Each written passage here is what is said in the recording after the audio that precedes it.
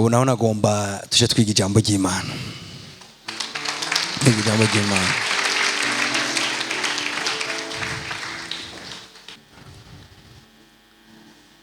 Tuko turiga ifunguruzo zodufasha kubaho umwaka wacu wose wagakiza.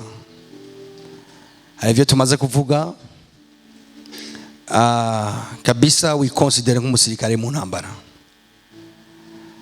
Nuko biturugoye wiconsidere nk'umusirikare mu ntambara. Haleluya. Si jambo ry'Imana abantu bavuga ngo intambara araheze. Si jambo ry'Imana. Biva ngo abo tugwana, abo tunigana, sabiki. Si jambo ry'Imana rero. Sivyo. Ni ivyiyumviro by'abantu. Sukuri. Biriya tubwira ko ari abo tunigana kandi abo saba inyama n'amaraso. Tubwira ngo n'abakuru n'abafisha ububasha ni mpemu mbiza ahantu ho mu ijuru. Ivyo birahari. Kandi nk'umukristo ukwiye kubimenya, hamukamenya ingene uhagarara, hamukamenya ingene ugwana. Weri umunsi wa mbere Yesu yavuga iby'ishengero. Umunsi wa mbere yavuga ibijyanye n'ishengero. Yaciye avuga ibijyanye n'intambara. Yavuze ngo nanjye nzokubaka ishengero amarembo y'ikuzimu. Nazogira iki? Ryari ryo rya mbere avuze ibijyanye n'ishengero. Weri umunsi yavuga ishengero yaciye program intambara. Tukicitwa ishengero hari amarembo y'ikuzimu agwanya abana b'Imana. Ariko arasambura ingo z'abantu.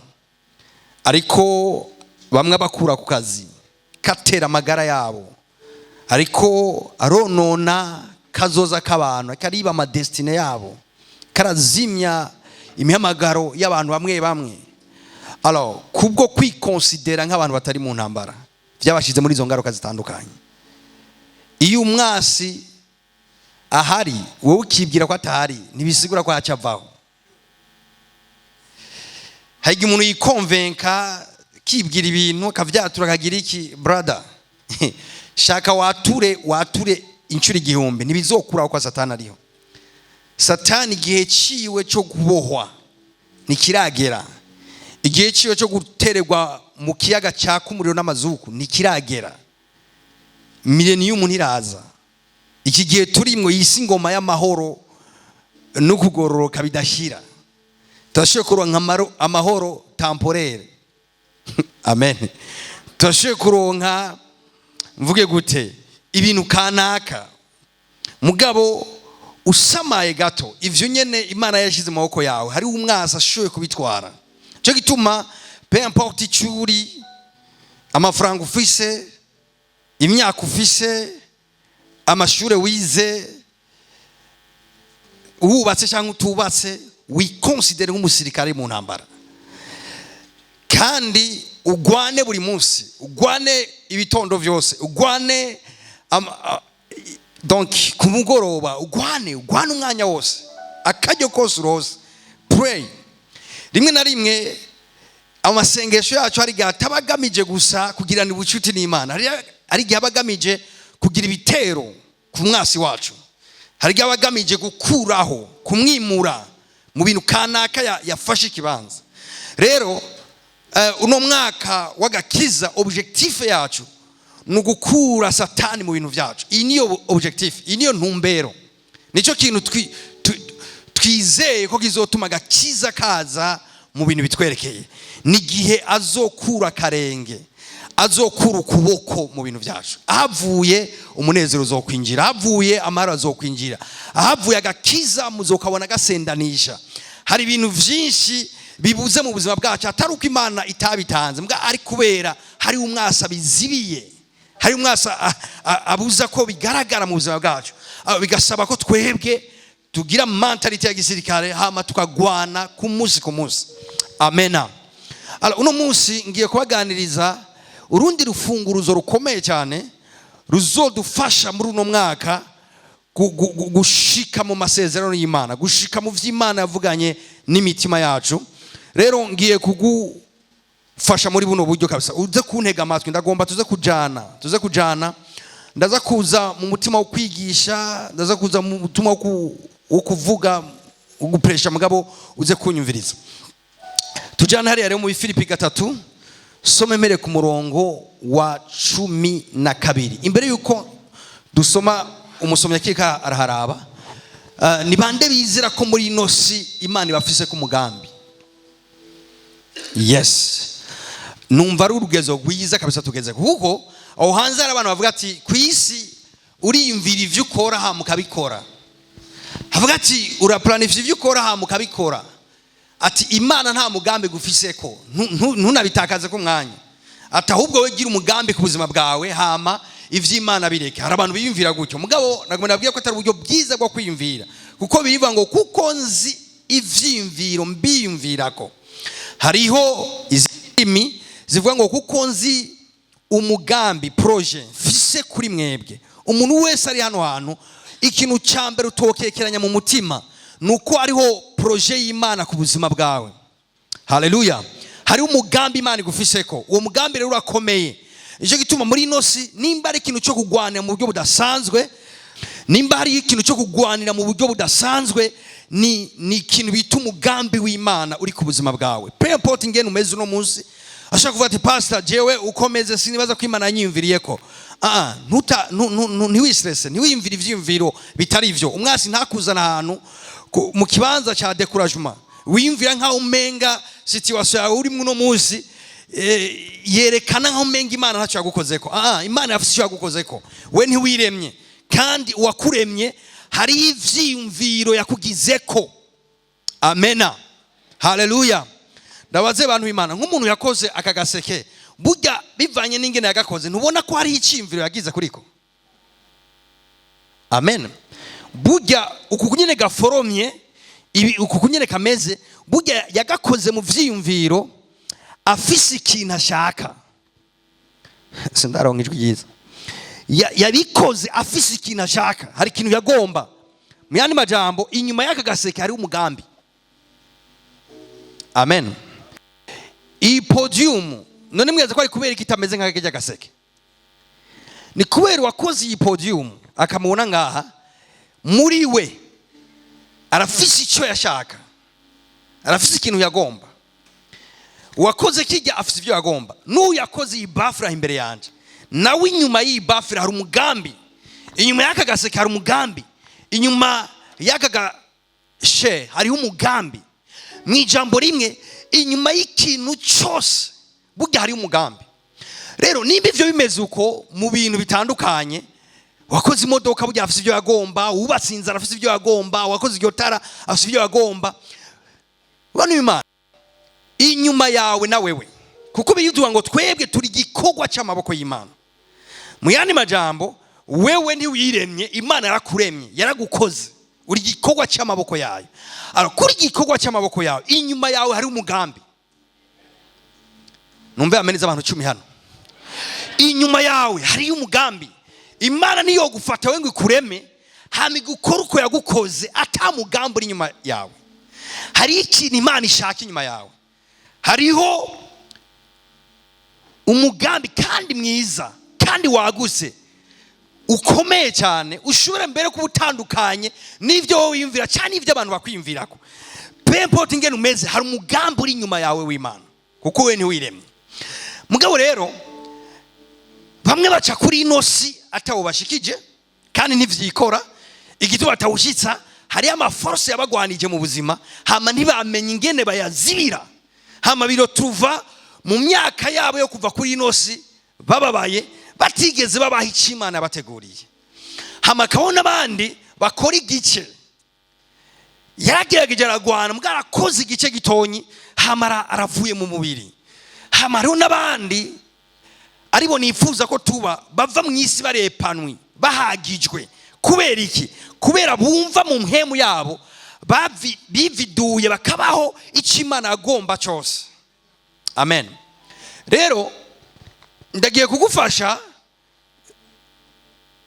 ibanga rimwe ryo gufasha, nza kuvuga rimwe kabisa, ryo gufasha kugira ngo uno mwaka mu mugambi munini waguse w'Imana umanyure ko gatonyi kandi ukabeho. Amen. Turi muri Filipi 2:12. Okay, tega amatwi rero twagiye. So kugira ngo mpejeje kubihabwa. Umviriza Pawulo nyine avuga aba ngo si kugira ngo mpejeje kugihabwa. Mu yandi majambo sinibwira yuko nahejeje kubihabwa. Umviriza iyi mentality ya Pawulo irakomeye, kuko mu buzima ivyo umuntu yibwira birahambaye. Ibintu mu mutima wawe, amajwi ari mu mutima wawe, ivyo wibwira wewe birakomeye. Nkamwe uhagaze ahantu nkaha wabwizwa kuja hariya kuri ya modoka, hamugaca wibwira mu mutima ngo nashitse, burya energy zose zo gushika hariya zihereye hanyene. Kubera iki? Ivyo umuntu ari karibarira mu mutima wiwe birakomeye gose. Umvize yo Paulo yicaye ahantu n'amaresulta menshi, hamwe hajya handi hariya vraiment afise ministeri iri successful mu buryo budasanzwe. Paulo yacavuga ngo sinibwira ngo mejeje kubihabwa, sinibwira ngo ibi bihagije, sinibwira ngo bimfishe birakwiye. Kubera iki atibwira gutyo? Ni kubera yarumva ko akiri intambuko zo gutera imbere. Umuntu wese yavansa kandi ntahagarare, n'umuntu agumana mentalite birashoboka ko hari ibindi, birashoboka ko hari handi Imana inkeneye, birashoboka ko hari ikindi kintu Imana igomba ko nkora, birashoboka ko hari undi muntu tubwirizwa guhura, hari araba twahuye, hari ibyo ndiko ndakora, hari ibyo nshitse ku mugabe, birashoboka ko hari urundi rugezo Imana inkeneye ko. Kandi ndagomba kubwire ko hejuru iyo eskariye uriko hari iyindi. So kugira ngo mpejeje kugihabwa canke ngo mpejeje gutunganywa gose. Imagine ibaze uyu mugabo avuga ati ndatunganye mbwa sinibwira ko noba narahejeje ivyo gutungana. Uziko abakristo yibwira ati vraiment nibaze ko atakugororoka kuri hejuru yuko ufise, nibaze ko atakutungana kuri hejuru y'ukundi. Mugabo Paulo araba ivyimviro vyiwe, aba ngo sinibwira bwa mbere ko maze kubihabwa canke ko mejeje gutunganywa gose. Niganza mugiza mu byati haracari ahandi, hari undi rugezo, hari indi ntambuko, hari ahandi hantu Imana igukeneye. Aro ntiwibwire ngo uramaze kubihabwa byose, non plus ntiwibwire yuko umaze gutunganywa gose. Umviriza rero ibandanya kugira ngo gutunganywa gose, ariko umvirize, ariko ndabandanya. Twese tugati kubandanya, twese tugati kubandanya. Kubandanya bisiga ngo ari kuragenda, mugabo uradesida kudahagarara hamuguma ubandanya. Rero ahantu hose uhagaze imbere yaho hariho ivyo uzi vyose, hari ibindi utaramenya, icyo uri cyose hari icyo utaraba. Mugabo umviriza ibanga rya Paulo avuga ngo sinibwira ko maze kubihabwa, non plus sinibwira ko mpejeje gutunganywa, ariko ndabandanya kugira ngo mbone. Mviriza igituma mbandanya kugira ngo mbone gufata. Twese dufate gufata, tuvuga ati gufata, gira nkuko kiwanje uvuga ati gufata cyane, uvuga ati gufata. Ngo ndabandanya kugira ngo mbone gufata. Nta muntu afata atari karabandanya. Kugira ufate ubanza kudesida kudaheba kubandanya. Haleluya. Warahombye mu mwaka uheze, bandanya. Kugira ufate utegezwa kubandanya. Warahuye n'abaesiko, bandanya. Kugira ufate ubwizwa kubandanya. Sinzi bikomera guca intege, mugabo abantu bafata icyatumye Yesu abafata ntibahagarikwa. N'abantu atemvye acategura kuvyuka, asitaye acakura iryo buyi kugira ngo ejo ntazosubire kuricitarako, mbwa aguma bandanya. Haleluya. Vuga tu umwaka ndabandanya. Umviriza ngo kugira mbone gufata kimwe cyatumye nanje ubwanje fatwa na Kristo. Vyumvikana ngo kiriho, hari impamvu yagufashe. Nimba abantu Yesu yafashe muvuge amen. Abantu Yesu yafashe bazi ko bafashwe bavuge amen. Nimba yaragufashe hari impamvu yagufashe, hari icyo yagufatiye. Yesu ntiyaguhamagariye ubusa, hari umuhamagaro wo muri Kristo Yesu, hari impamvu we wafashwe.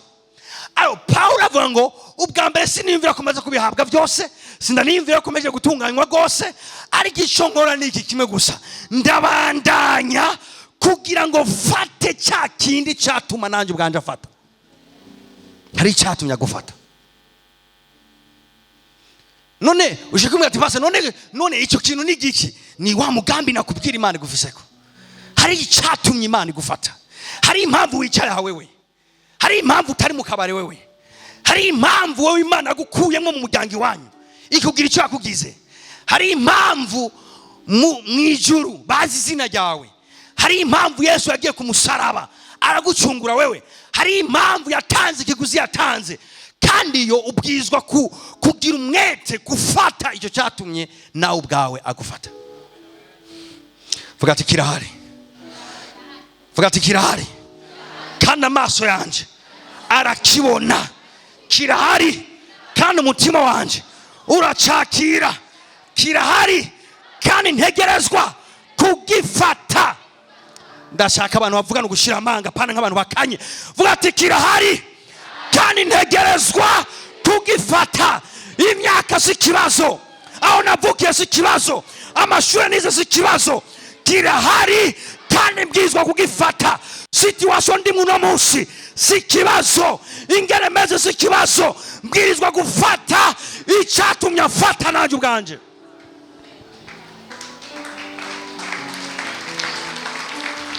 Nyumviriza, muri ubuzima wowe ushoboye kudesida wowe ubwawe kuvuga ngo okay, ivy'Imana izokora nivyo nyene.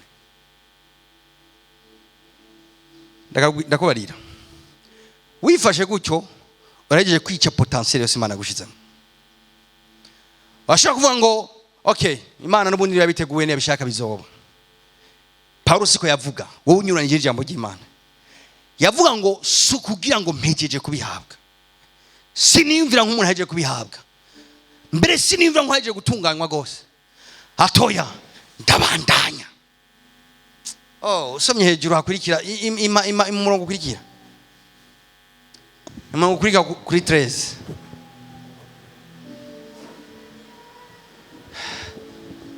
Bene data, jewe kubwanje sinibwira yuko maze kugifata. Ariko ico nkora, haleluya, ariko ico nkora niki kimwe gusa, nibagira ibiri inyuma hari iki, hari amasheki, inyuma hari iki, hari amarisite, inyuma hari iki, hari amakritike, inyuma hari iki, hari vyinshi. Muga nibagira kora masakabaya, ibagira 2025, ibagira ivyo mwawe, ibagira ivyagucine, ibagira ingwara wagwaye nizo utagwa, ibagira hamashingira. Niki kimwe gusa, nibagira ibiri nyuma kandi shingira, ngumiza amaso umwete wanje, ivyimviro vyanje kubiri imbere. Imbere hari iki? Hari imigambi y'Imana itarabariyarize. Imbere yawe hari iki? Hari amaproje y'Imana utarashira mu ngiro. Imbere yawe hari iki? Hari amaeskari utaraduga. Imbere yawe hari ivy'Imana yateguye utarabona, ivy'amaso atarabona n'ivy'amatwi atarumva, ibitaraduga mu mutima wawe. Biraha imbere yawe gato, biraha imbere yawe gato. Mugabo bifatwa n'abandi, abantu bibwira ko bataragifata, abantu bibwira ko batarahabwa bihagije, abantu babandanya kugira ngo bafate kimwe cyatuma bafatwa. Ndagusengera no mwaka mu izina rya Yesu Kristo, ufate icyatumye agufata, kuko kirahari. Nawo buri mayibo buri kuranyumviriza, nawo buri ahantu uvuga ati je vraiment ndahantu sindi cyo ankura, nagomba kubwiye ngo kiraho nyene wizeye ko iri jambo ry'Imana rikuraba wewe. Hari impamvu yagufashe ko wagize Imana ukumva ubutumwa bwiza ukiyanya n'umugambi w'Imana. Nagomba nakubwira ngo ibagira ibiri nyuma, ibagira ivyo waraye uriye n'ubusa waraye, ibagira ivyo utakoze cyo, ibagira hama shingira kubiri imbere, shingira kubiri imbere. Aba nibo bafata icyatumye bafatwa. Uri umuntu gumuvuga mama wanje ntiyize, papa ntiyize, tuba ruguru, guma muri ivyo wewe, guma muri ivyo, ibagira ivyo. Urabona hari ibintu mu buzima bishobora kukwemeza yuko atacuzovamo. biba bihari, ni histoire za kahise. Uri umuntu ukeneye gufata icyatumye Imana gufata, ivyo bibazo vya kahise bigira ama escalier yo gushika ku vy'Imana yakubari. Senga nk'akana k'imfuvyi, kura nk'akana k'imfuvyi ko mu ndaba gutyo. Urazi nkaba uyari ministre wa mbere, uyakaba ministre w'ubutunzi, uyakaba ministre w'uburimyi n'ubworozi, uyakaba ministre wa sante, uyakaba ministre w'iki umutekano. Aba bose tukaba tuvukana mu nda. Aba ndashobora kwa considera nk'amaboko azonshikana ku bintu kanaka. Mugabo uyu tuvukana akaba ari kimuga, akaba atani cyo yigejejeko, tukaba tuvukana akaba ngwasara. Ikabano ofisi mijyanga imeze gutyo, ukacukizwa uhindutse kuba gakiza ku muryango, uca wigwanako. Niko ndiko ndavuga ati senga nk'akana k'imfuvyi, korera Imana nk'akana k'imfuvyi. Ngandiko ndavuga kameme sawa, ndabona ko mutavyemeye, bireke birengane mwaje nguma mvuga. Haleluya. Ngiye kuvuga rero ikintu ngiye kwigisha, wose ne bwakivuge. Nakunda banza d'abord ndagitegurire terrain, wumve ko hari umugambi w'Imana ku buzima bwawe. Aha wicaye ngaha nyene hari icyatumya gufata, hari icyatumya gufata, hari icyatumya gufata. Kandi ntiyagufatiye ibintu wimvira mu mutwe wawe, hari byashobora kubitokwirwa no mu mutwe, kuko Imana ni nini yagize umugambi wagutse ku buzima bwawe. Alors turi mu mwaka w'ivy'imwemu kabisa, kugira ngo rero ushobore kuba umuntu afata icyatumye afatwa, utegerezwa gukura imwemu y'ugwangara mu buzima bwawe. Twese tuvuga ati imwemu y'ugwangara, hari abatari nazi no kwibaho, hari imwemu y'ugwangara. Iyi imwemu y'ugwangara ni ituma abantu bahabwa amasezerano hama bakarinda bava mu mubiri batayashikiriye kubera ugwangara. Iyi mwemu niyo ituma hari abantu Imana yashize kingabire zidasanzwe zotabaye isi, bakarinda bava muri ino si ata izo ngabire zidatabaye umuntu n'umwe kubera imwemu y'ugwangara. Satani ari kinatokora, niyo buzimana kuguha ingabire, niyo buzimana kuguha amasezerano, niyo buzimana kuguha ibintu kanaka. Hari ibintu atobuzimana, ngari ikintu ashoboye gukora kugira ntuzushike ku vy'Imana yakubariye, mukuzana hafi yawe imwemu y'ugwangara. Iyo haje imwemu igutera ugwangara, nshuti yanje, urashobora kuba wari ufite potentiel nini gose muri programme y'ijuru, wobaye ikintu gikomeye cyane. Hari ndababwira, hari abakozi b'Imana bahambaye basumba ba Joyce Meyer, batigeze babadamu handi ndiko navuga, bapfuye batabaye uwundi Joyce Meyer, cyangwa badakoze nk'ivyo yakoze cyangwa nibiruta, kubera imwemu y'ugwangara. Hari bakozi b'Imana bakomakomeye bosumvye n'ababonke, bokoze ibihambaye gusumba ababonke, nga kubera ugwangara barinze bava muri inosi, cyangwa abandi bariko bararangiza imyaka yabo yo kuri inosi batigeze bakora ico kintu bahamagariwe. Hari abantu botunze amafaranga menshi bagashigikira ibikorwa vy'Imana mu buryo budasanzwe, nga kubera imwemu y'ugwangara bazova ku inosi basega ivyo kurya. Umenye ko Satani mukurimita umuntu hari ivyo atogira, niyo buza umuprofete kuza ngo kuvugishwe ko icyo uzoba. Mugabo mu kukurimita azana imwemu y'ugwangara impande yawe. Iyo mwemu y'ugwangara ndakubwira ingene ikora, kandi niyo ngomba kuyu mwaka kabisa iva mu buzima bwacu, kuko itavuyeho umwaka wotangura ufise ibyo wipfuza ukarangira n'ubundi utigeze ubishikira kubera ugwangara. Ugwangara, haleluya. Ugwangara ni terme mwumva mwese, turaba tumva iryo jambo gwangara. Abarundi rero ngaha duza turabe basi nkoreshe gufyina gufyinisha ibintu Imana yakuvuzeko ugwangara. Haleluya, Imana ishimwe. Mvuze Imana ishimwe mbashaka ko munyishura Imana ishimwe. Okay, tujane rero hariya Yosuwa. Now imwe mu gwangara ikora gute? Nyumviriza, imwe mu gwangara mwese murazi ngene impwemu ikora. Impwemu ntiboneka mugabo ifise ubushobozi bwo kunywa isufra amajambo umuntu, ivyiyumviro umuntu akumva ivyiyumviro umengane wari kariyumvira mugabo atari wari karavyiyumvira. Ndakubwira ngene impwemu y'ugwangara ikora. Urana nk'ubu hari ibintu nabwizwa gukora, hama igihe cyose akangaruka k'ivyiyumviro bivuga ngo bireke uzobikora hanyuma, bireke uzobikora hanyuma.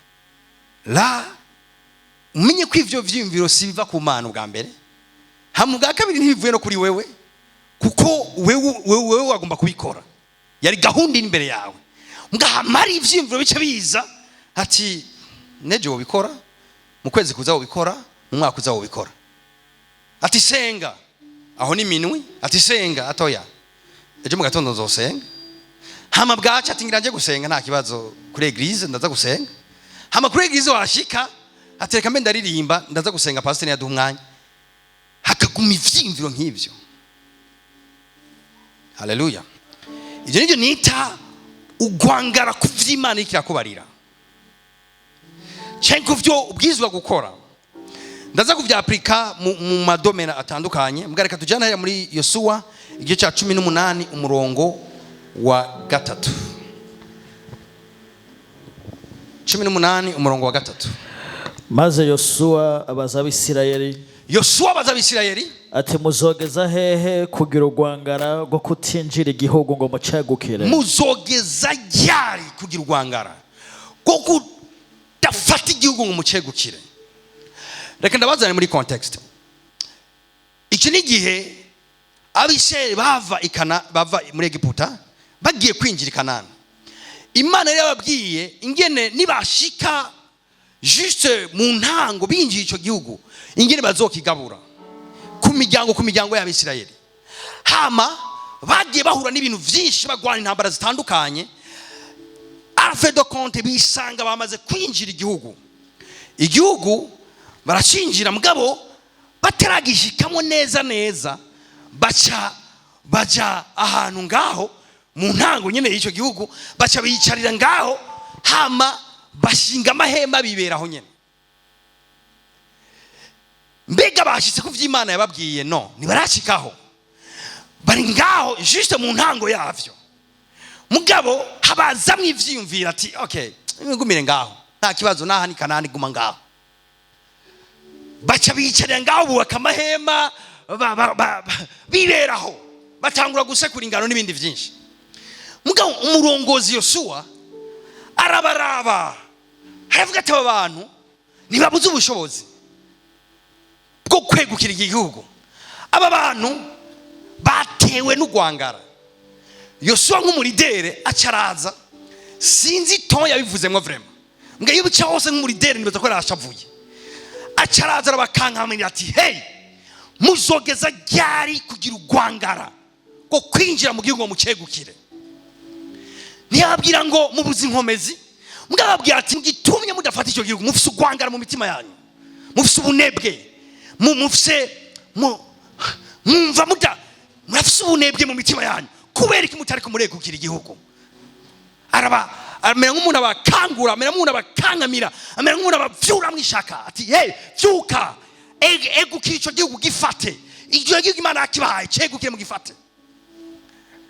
Abisirayeli baraho basinziriye mu vyimviro vyabo, bimvira ko bariko baragenda mugabo bicaye.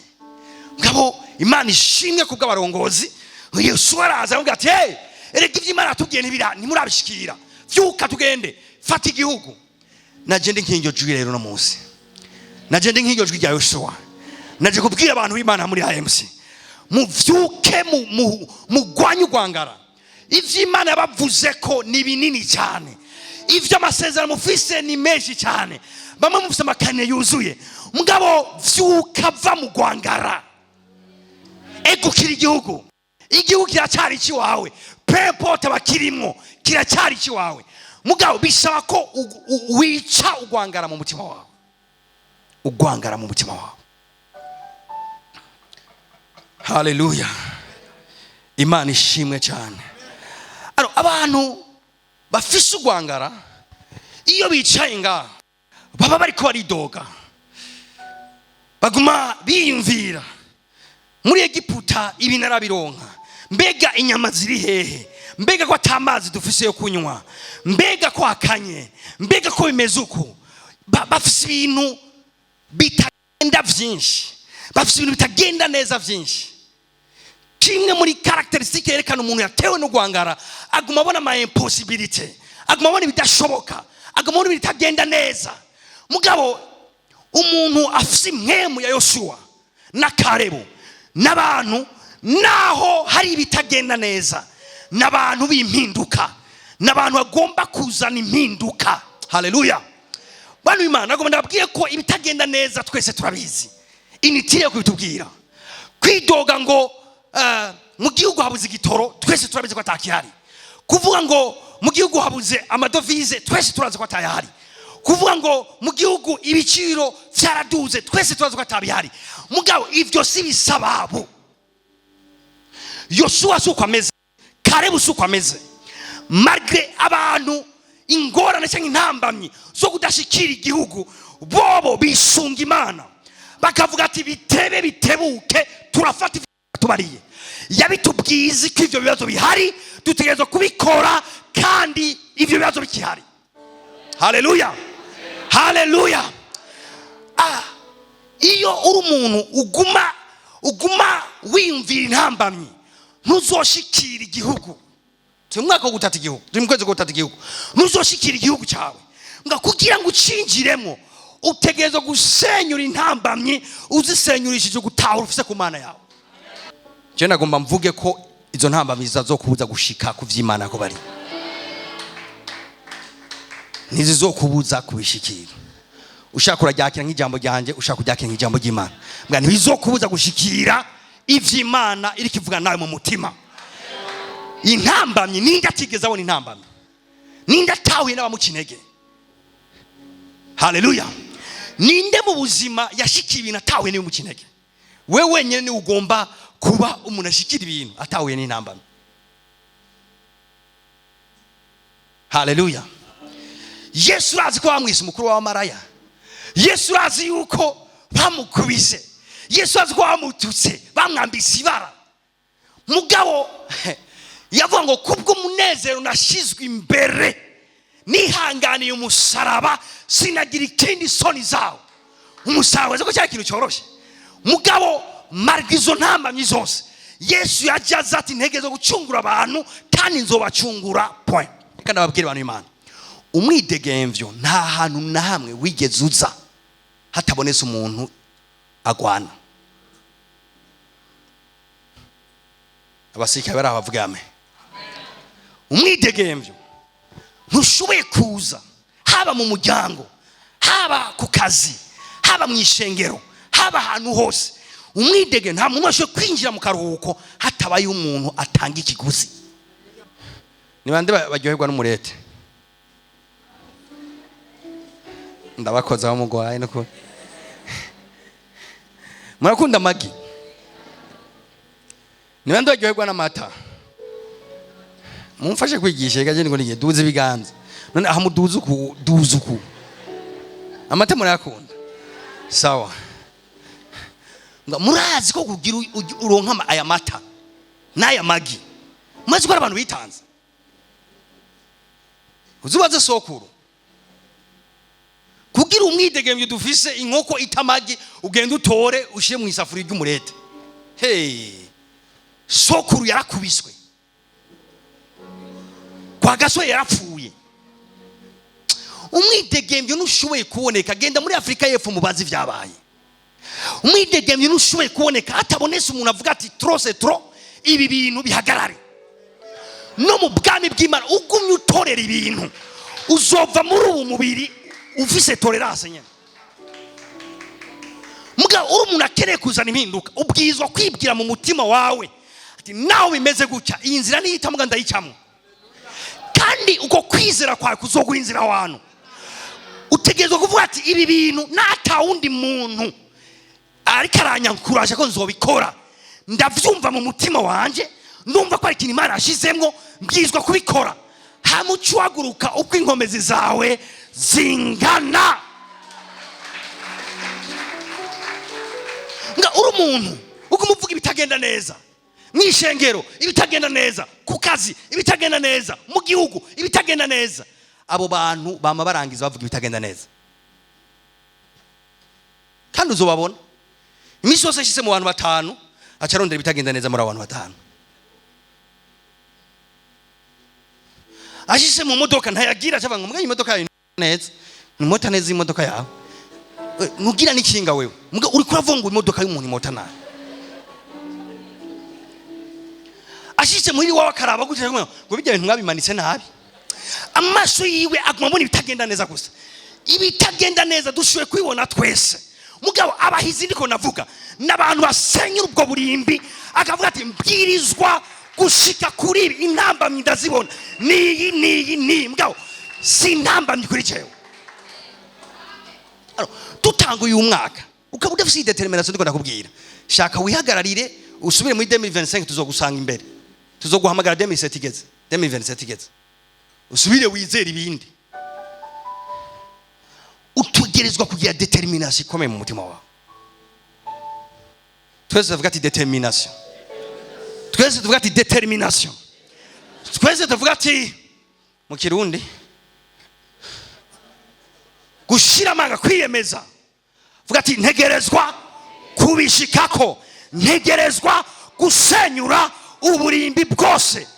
Apana kugumurimba satani n'ibicaniro by'iwanyu, wuzuye mwemwe yera. Haguruka vuga ati wagicaniro tuzofightinga gushika uvuye mu nzira yanyu.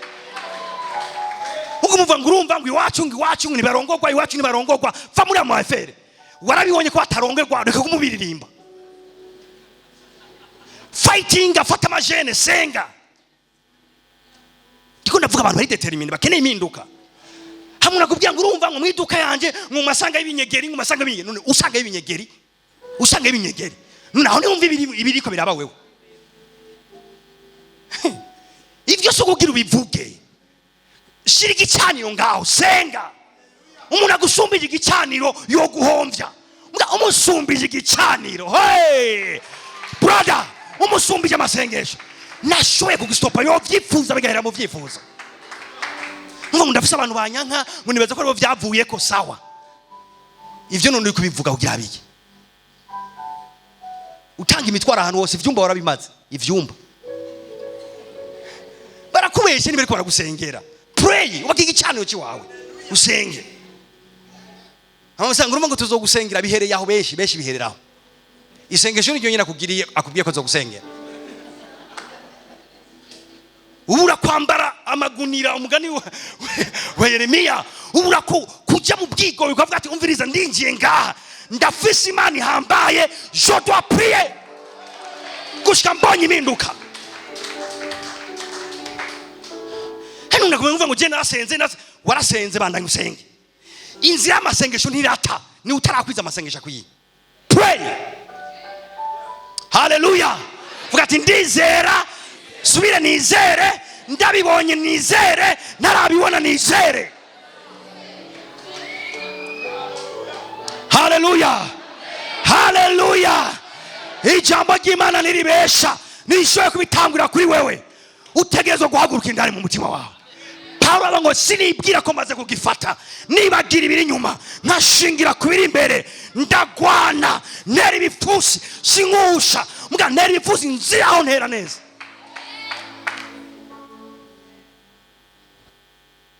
Hallelujah. Vuga ati bizocamwo. Vuga ati mu izina rya Yesu bizocamwo. Vuga ati mu izina rya Yesu bizokwemera. vuga ati mu izina rya Yesu amabariyeri yose abwirizwa kuhava mu izina rya Yesu. Iyo tubabwira ingene isi y'umwijima ikora sugira tubatera ubwoba, kugira tubabwire ko ufite ibigwanisho bisumba Yesu y'umwijima, uhagarara udashoboye gutsindwa n'ubugunge bwawe mugwaniza.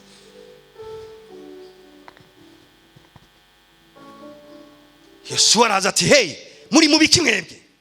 Hari abakuru bari ngaho bararyamye, muri mubiki mwebwe? Ivyo Imana yavuze ntabyo muzi, kubera iki mwicaye ngaho?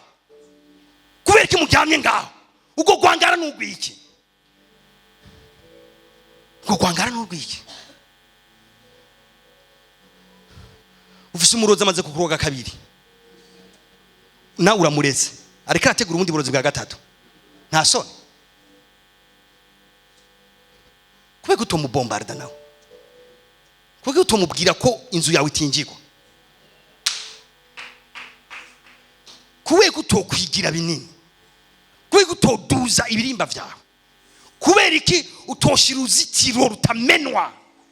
Erega ntiwavyumva ngo yarahindutse aragukunda, arondera kukwica.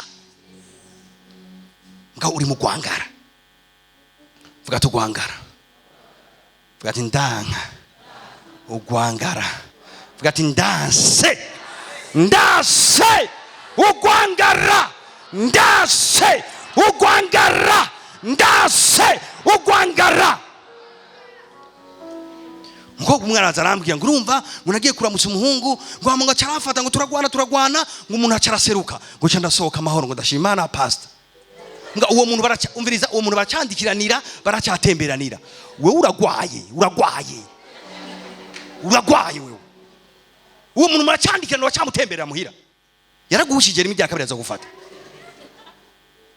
Ubwo n'ugwangara, ivyo biri vyita ugwangara. Uwo si umugenzi, uwo n'umwicanyi. Je ndavuga simvura, mbwa mwemwe yewe aravura, ndabizana ingari karavura. Brother, nacho reka nibandanirize.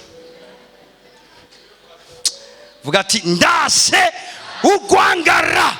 Ndase ugumanya ugwangara. Ivyagushije 2025 bizogufata. Haleluya. Nyumviriza, realite ndabwiza ukuri, uyu mwaka nta kintu urimwo, nta kintu urimwo do special bitandukanye n'cyari muri 2025. Nga wivyimvira ufise muri no mwaka nibyo bizozana impinduka. Umva ngo turahije kuririmba, erega atmosfere y'umwaka igira ihere, tugatubivemwo tuje tuja mu bindi, dutangure kwiga andi ma revelation muri mu kwa kabiri. Ivyo umwaka tubivemwo. Mugabo ufise umugambo yuhe? Niki kintu wumva ko wogitangira amaraso yawe?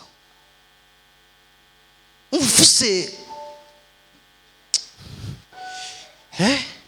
umuriro, amajwi, umuriro waka mu mutima wawe ungana gute? Uriko wakungana gute? Kati pasa, ushikumbwa ati pasa, ntuzisha ngene ntango uyu mwaka umeze. Ingene nimerewe pasa, ingene merewe, sawa. Ingene umerewe. None wibaza ko bizokwihindura. Fight.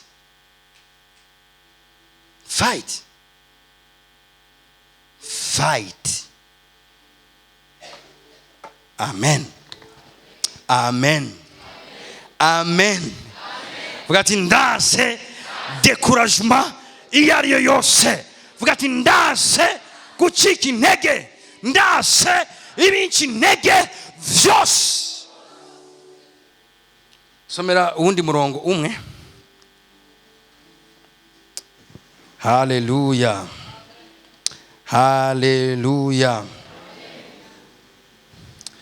Yuda 1:3. Yuda apana mwe yica Yesu. Yuda intumwa 1:3. Bakundwa, bakundwa, hamwe nashiruka umwete wo kubandikira ivy'agakiza dusangiye. Hamwe nashiruka umwete, vuga ati gushiruka umwete. Nababwiye ko muza murasubiza, vuga ati gushiruka umwete. Cyane uti gushiruka umwete. Hamwe nashiruka umwete wo kubandikira ivy'agakiza dusangiye. Nari numvise ikingobera kubandikira ivyo kubahanura. Kugwanira cyane ukwizera bera bahawe rimwe gusa. kugwanira cyane. Twese tuvuga ati kugwanira cyane. Twese tuvuga ati kugwanira cyane. Twese tuvuga ati kugwanira cyane amasezerano y'Imana. Kugwanira cyane amavision Imana yaduhaye. Kugwanira cyane. Yuda yandikira ishengero ababwira ngo igihe nabandikira nagomba guhanura umwe wese muri mwebwe kumuhanura kugwanira cyane. Kugwanira cyane. Hari ikintu kimwe nize nkiri umwana mutonya. Nkiri umwana mutonya nakunda kugwana. Namundaba gutyo na mwaragwana. Hama mumbona meze gutya siko nahoze meze. Nkiri mutonyi nari umwana muto cyane. Kandi sinari mfise ingufu nyinshi. Mugabo nari mfise agatima kabagwanyi. Ndakubwiye agatima kumugwanyi nyine kameze.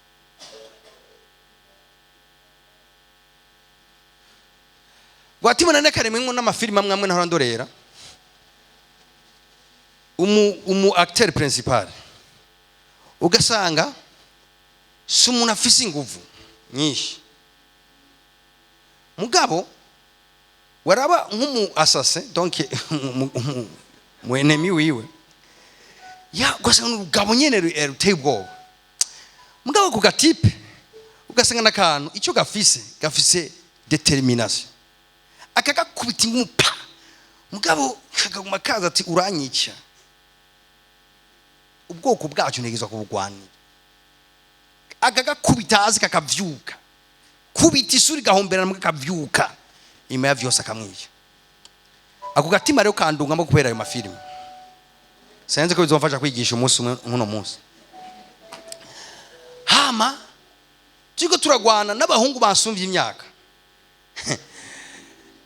Kandi basumvye n'inkomezi. Umwe ntoshobora no guhenura. Nikora kuri ako gatima. Tukagwana nka vyuka nkagaruka gakubita nkafunga mu maso gena hamena amaso mwangumanza. Agateba karuha nkabona rirutse.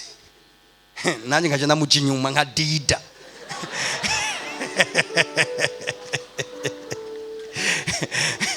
Niruse ngo rankunda musumbye inkomezi. Namusumbije gatima. Ko kudaheba. No kwibwira ngo mbwizwa gusinda muri intambara. Haleluya. Alors Yuda nawe yandikira ishengero nimvira ko reka babwira ibintu nkibi. Abwa ngo ndabandike kugira ngo umuntu wese ndamwigishe kugwanira. Kugwanira.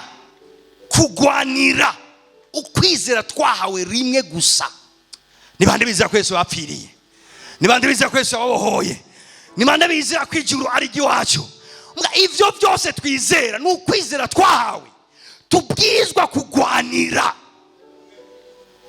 Uri mana ushoye kugwanira ikintu utazi ko ari wundi muntu agomba kugikwaka. Hari umwasi adakeneye gushika ku byo ugomba gushikako. Ndabasubiriyemo hari umwasi atagomba kuzomara umwaka. Hari umwasi ashaka ko ubuzima bwawe buzorangiza nabi. Muga umviriza umutama Yuda amaze kubibona havuga ati ndabona abajene benshi imbere yanjye batazi ibyo turimo. Ndabona abamama batazi ibyo turimo. Ndabona abapapa baringa batazi ibyo turimo. Aca bandikira icete ati ibyo twawe turabigwanira. Turagwana. Ati utagwanye uzokubitwa. Utagwanye uzobivamwo. Utagwanye ibintu byinshi bizokwareta. Mugabo ati ndabandika igicete kugira ndabibutse kugwanira ukwizera twahawe rimwe gusa. Iyo vizi Imana yaguhaye ni wayirekura ushaka kutazosaba kuronka yindi. Ivyo vyemeza Imana yashize mu mutima ni wabita ushaka kutazosaba kuronka ikindi. Hari imyanya duhari rimwe gusa. Nga ivyo rero utegerezwa kubigwanira. Twese tuvuga ati kugwana. Nyemere uvuga ati ntegerezwa kugwana. Vuga ati ndumugwanyi ngwanira ukwizera kwanje. Ngwanira amasezerano yanje.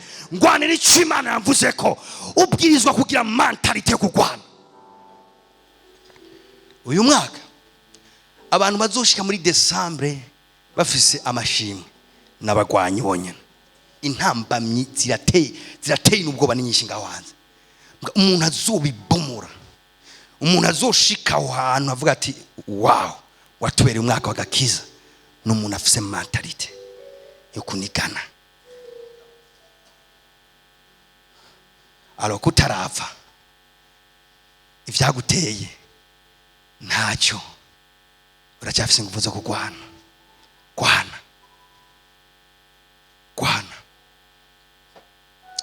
Haleluya. Vuga ati ndagwana.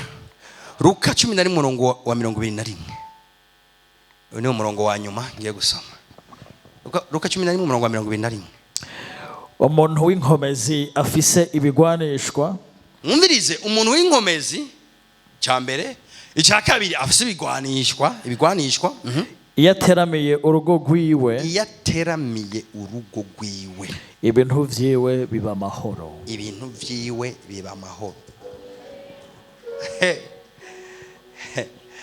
Umvirize ingene ibintu vy'umuntu biba amahoro.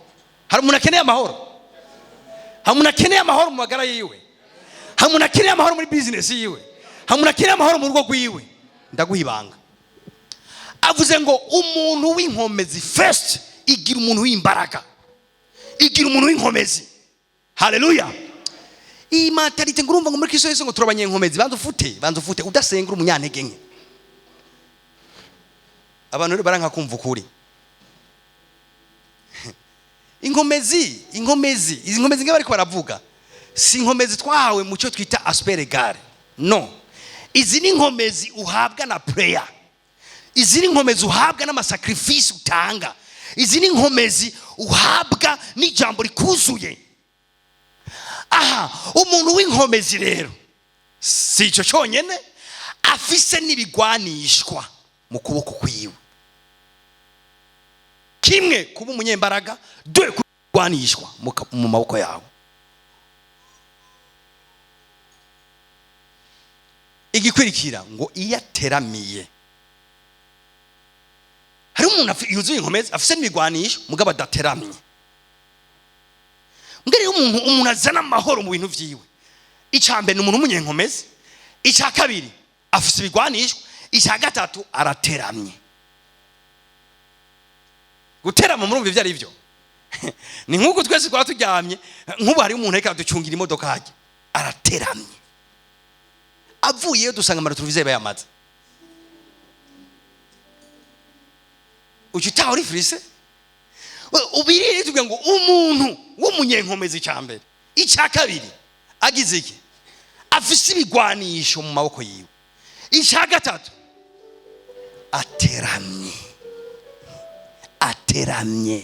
ateramiye abana biwe, ateramiye akazi kiwe, ateramiye umugore wiwe, ateramiye igihugu.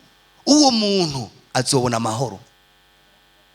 Amahoro rero, amahoro si confession abantu Imana. Amahoro si confession, amahoro ni resultat y'ivyo umunyenkomezi ariko arakora, afise ibigwanisho kandi ateramye. Rero bumuntu ateramye,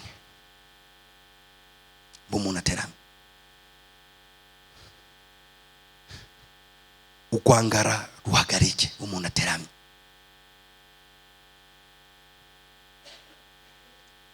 Ibintu bibiri byo kugwanyamwo ugwangara, bibiri cyo ndangiza byo kugwanyamwo ugwangara. Icambere mu buzima bwawe bw'impwemu, gwanya ugwangara mu buzima bwawe bw'impwemu, gwanya ugwangara mu buzima bwawe bw'impwemu.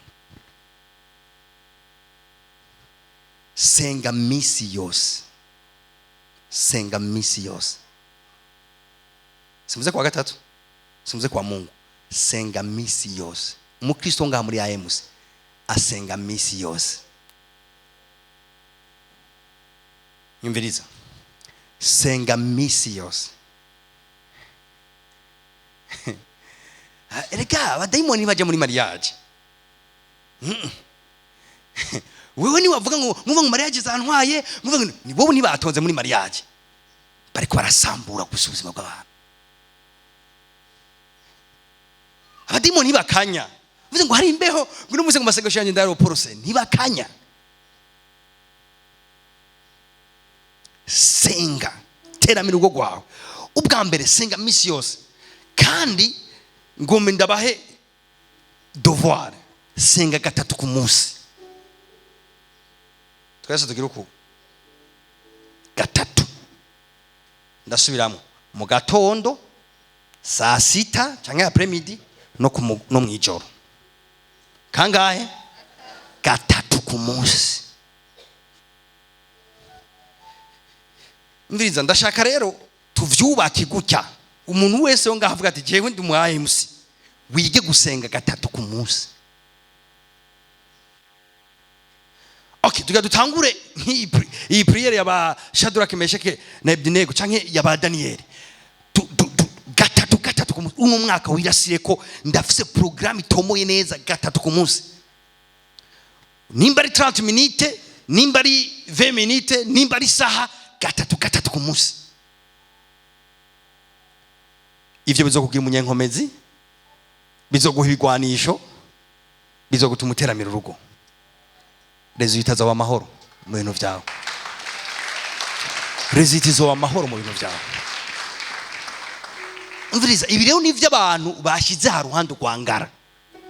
Nivyo abantu bashize haruhande rwangara. Je naje nkirijwe rya Yosuwa, mvuga ati uzogeza ryari kugira rwangara, rusige muri 2025, hama uze twipange gatatu ku munsi. Mu gatondo mugaba biratangaje, ibaze umuntu akugurura amashuka gutya akaja ryama amasaha 8 cyangwa 10 araryama, ntigiza senga n'isengesho na rimwe. Hey, hama ngo yatewe none yo gutegwa gute? Urazi kuryama umuryango wuguruye, kuryama portail yuguruye, umuryango uruguruye, n'ujya kucumba uruguruye, uza gusanga ni matira bayitwaye uryamyeko. Ikibazo abakristo dufise, ntidufise ivyiyumviro vy'intambara. Hari abantu badukuye mu ivyo vyiyumviro. Umenye ko turi mu ntambara, umenye ko turi mu ntambara. Nta musirikare rero aje ngaho ngo aryame asinzire agone, ntibikunda. Amen. Ahantu hari abasirikare ho, urabona abasirikare bo kivye nk'uyu musozi gutya, bakavuga ati okay, aha turahu dufate bose objectif yo kujya nko mu Rumonge, mugabo bageze ngaha bararusha, avuga ati uno musi turaye ngaha. Muratsi ko badashaka kuryama bose, murabizi. Umwe baratora abaveya, umwe agahagarara hajya akarabijana na hariya, undi agahagarara hajya akarabijana na hariya, undi agahagarara. Iyo matete kuva ngo niriwe ndushe, ntibaho mu gisirikare, bagusanze usinze bagutwara inkoho, kandi bashoboye kuguha n'igihano cy'agasho ubuzima bwawe bwose, bagutreta nk'umuntu yishi kambi yose, bagusanze uryamye uri umusirikare. Okay. Mu muryango iwanyu nta numwe asenga, ni wowe ukijijwe wenyene. Bararyamye 22h nawe ugici uryama 22h, nta n'ukubise urumenyetso nawe uryamye utarukubise. Hayi mugaje muryamye huguruye. Oya, business yawe heruka amasengesho yawe ryari? Uyisonzesheza kangahe? Iyo biri cyatubwira kugwanya ugwangara nivyo nyene.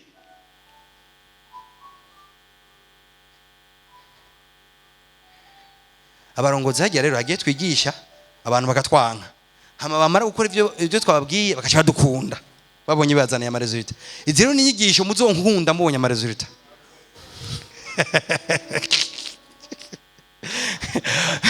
Niganza mugenzi ati gwanya ugwangara, umubye ati gwanya ugwangara. Urumva ngo sindi vyimviro ko biratera umwana wanje, none yama huguruye misi yose, vyo reka kumutera gute?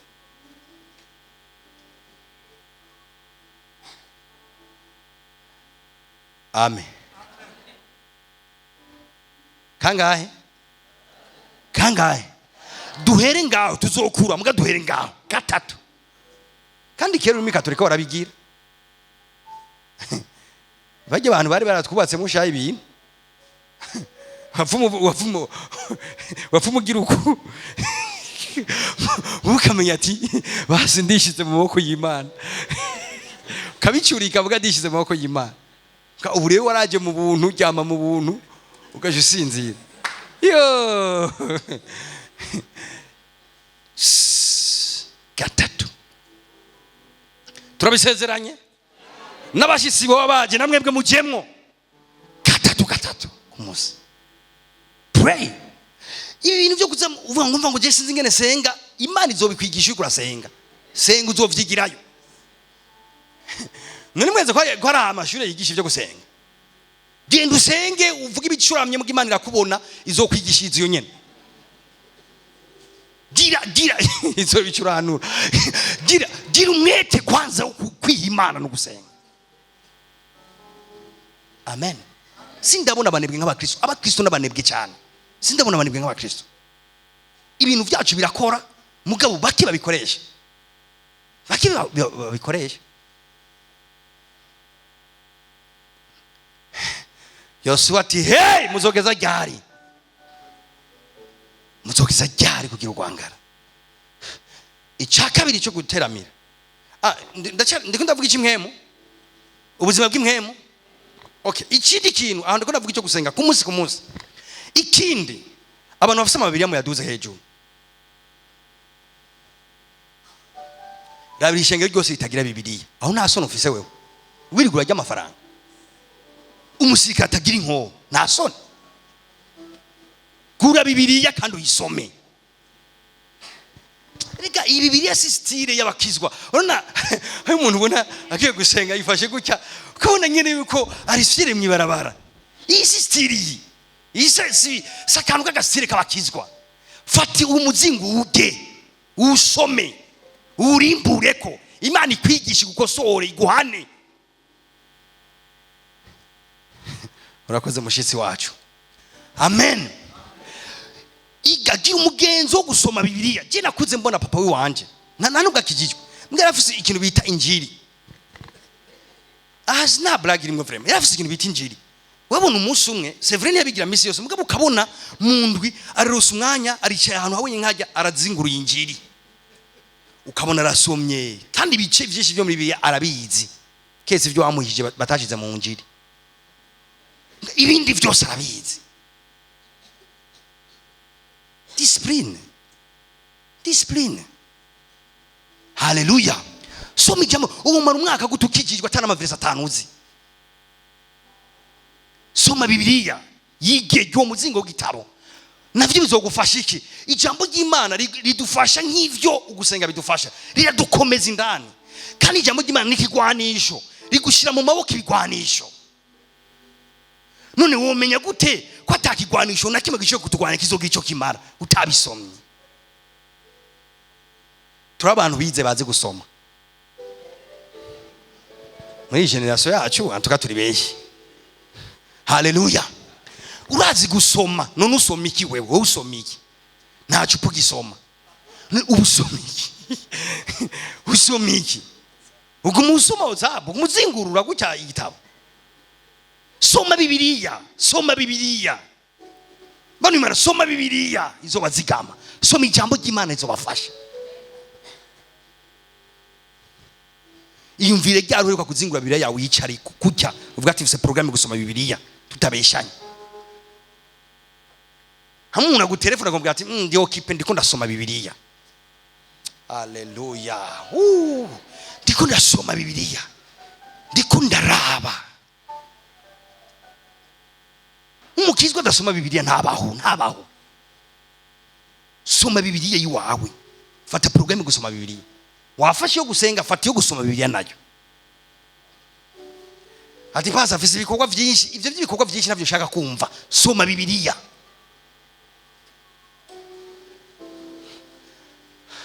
Abantu 10 bankunze bavuga amen. Soma Bibiliya. Kurwangara mu gusoma Bibiliya. Icya gatatu ndacyari kuvya impwemu ntugire urwangara kuvya impwemu. Icya gatatu ntugire urwangara ku makoraniro y'abera. Urwangara ku makoraniro y'abera. Namye ndaharura muri uyu mwaka wose tuzokorana inshuro 104. Ku muntu atonze kuwa gatatu no kuwa Mungu inshuro 104 niho tuzoba turi ngaha.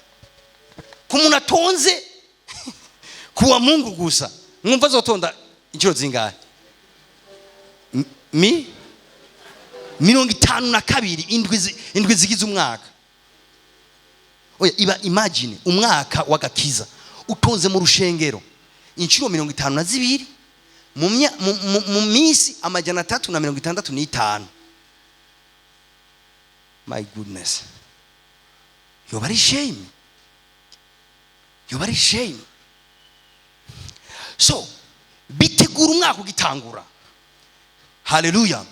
Cyo ndakubwira abantu naho byashitse uri hanze y'igihugu cyanke uri ruguru, nyumviriza, urabizi ko merekeje dufise ikoraniro cyanke n'ivyashitse kushika nga ubwo urabizi ko dufise ikoraniro kubera kutoja ahantu ha wenyene ugafatanya natwe.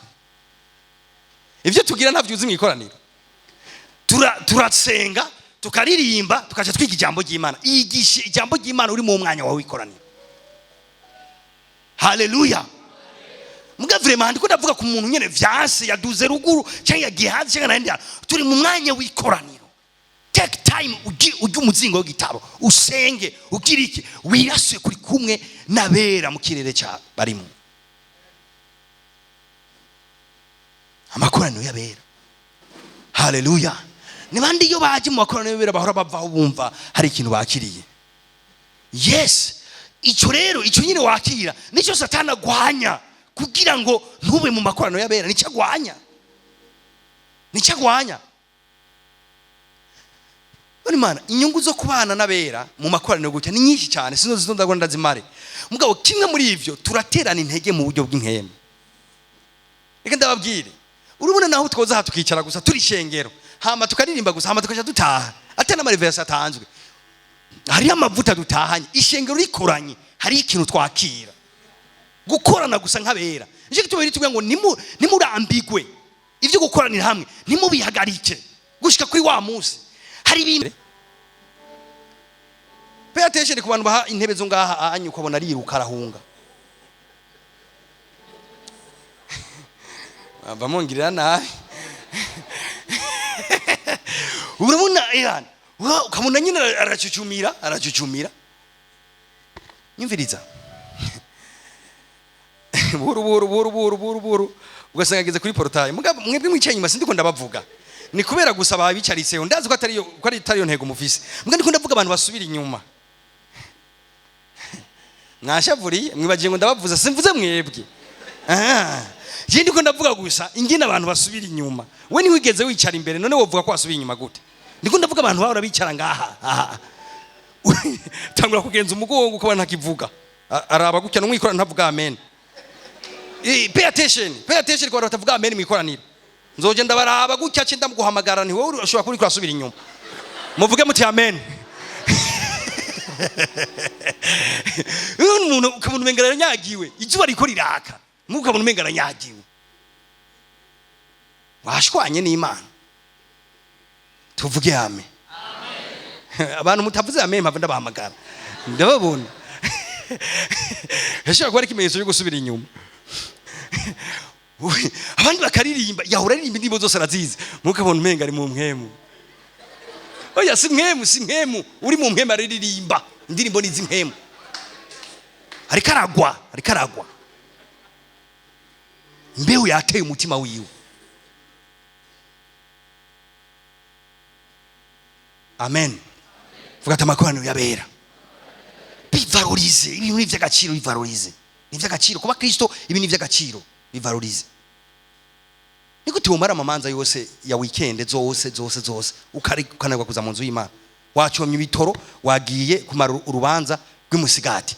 Uraduze bururi. Uravuye ugiye mu rumonge. Uravuye ukacunirwa no kuza ngaha ngw'igitoro. Handi ko wagiye. Irega ibintu biri seriye gusumba imanza. Umutekano wakwiye. Biri seriye gusumba imanza. Nivyoroshe irikorana y'uno munsi raremereye. Kandi ko ndabafasha kandi aha nivyo abangomwe ndahamagara protocol umwe hagare hajya undi hagare hajya naho nkorako. Vuga amakoraniro yabera. icyanyuma kurugwangara mu kazi. Uyu mwaka none imbere yacu ubu turi muri jamye nta numwe aragira isheke nta numwe. Hari umuntu arahomba none ubu nyarutse umundwi zibiri maze guhomba. Nta numwe arahomba, nta numwe ararangura ibitari byo, nta numwe arayi. Turacyaringa energy ziracakwiye. Ukurugwanga kimwe mu bintu bizotangura kwinjiza amasheke n'ugwangara mu kazi. Ati pasa ndagurugwangara gute? Icyambere kunda akazi kawe. Gakunde kandi cyane. Ingone z'abantu mugabo hari babwira gukunda akazi akaca wumva gusiba amakoraniro. Ngo je ndakunda akazi. Ahubwo urakanka gose usivye ikoraniro kubera akazi, wanka akazi kawe ahubwo. Amen. Uraza amaduka y'abashe hajya yugara kwa gatanu. Je kwa gatanu nari mu Buyenzi. Niko ndakoresha imodoka. Ndabona ingene abantu batwugarira ko ibintu bagiye gusenga. Bavuga ati Mana dutabara. Ndavuga ati dutabara. Tugire imbabazi. Hani muje ndiko ndiruka ngo urabona ngo umwanya. Umwanya. Inkomezi z'inkemo first. Amen. Okay. Akazi icyambere gakunde. Ukora ibyo udakunda bihagarike. Canke nawe basifu mukunda ayo mafaranga ukuramwe. Nga utegeze ko mezi impamvu ukora ivyo bintu. Mumbwire amen. Hallelujah. Icyambere gakunde, icyakabiri gaha umwanya. Hari umuntu yicara ku kazi ari karagira ivyo ari karagira mu gusanga afite telefone ari karaparukura ama TikTok yose yamaze ama post yose arakubwira Facebook TikTok biheze batawe kumuha ivyo bari baramuhaye akagenda kuri ntuze kuri Facebook na akaraba biheze akaja kuri YouTube akashatanga kurorera ifilime yagasobanuye uri muri danger.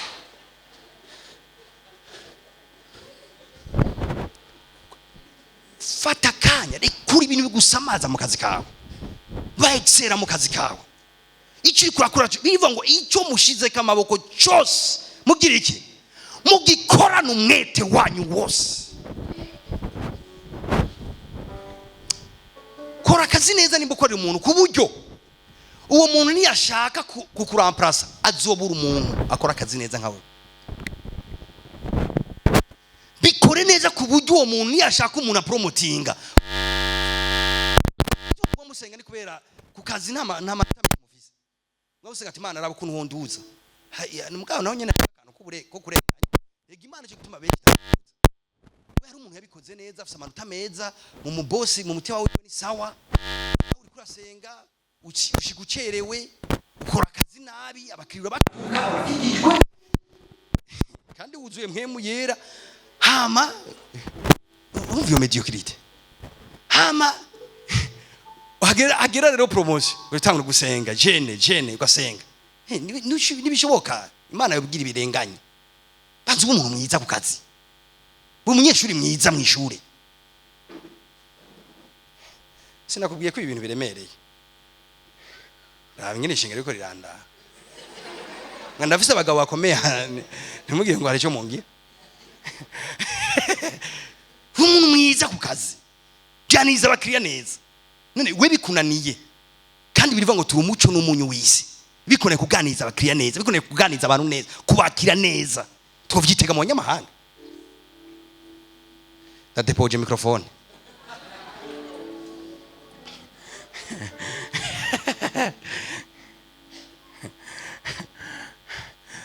Mpapa umwe ambabarire ngo ndamutanga akarorero mugabo arabizi ko ngomba kwigisha. Arambwira none kuri abandi arambwira umupapa ati pasa je ndashaka unyevariwe ubona meze gute ubona ndi umukristo wishimiye. Mugako kabazo kararyosheshe ucyumva ko uwo muntu ashaka gutungana pe. Ati turamaze igihe dukorana umwaka wose uraheze ati mbonera ari sawa. Cyo ndamubwira nti mutama nurumva ati ni sawa atariko umuntu yokwevariwa neza si jewe. Hari umugore wawe mubana, hari umwana wawe, hari umukozi mukorana, hari umukozi wo mu nzu mukunda gukwega amatwi aba mama bambwire amen. Imana ibafashe. Urumva hariho ntabwo cyarabagenzi bufise muri quartier habugende wabazi ntaye yawe atabo bokwevariwa bo gutora je vyongora mu rushengero turera twese tumanitse amaboko turatunganye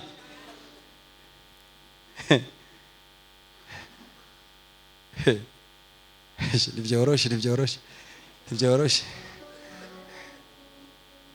genda wanze ubaza abantu ati tubanye amahoro.